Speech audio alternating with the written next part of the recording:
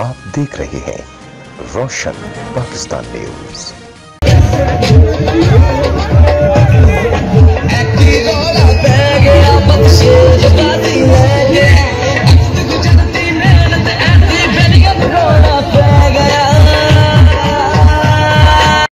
PDM की rally में जहां दीगर कायदीन मेन स्टेज पर जाने के लिए बेताब थे, वहीं पर कैप्टन सफदर भरपूर तरीके से अपनी बेगम का दिफा करते हुए नजर आए और पाकिस्तान मुस्लिम लीग नवाज की नायब सदर मरियम नवाज की आमद के मौके पर कारकुनों के हजूम से मरियम नवाज को बचाते रहे।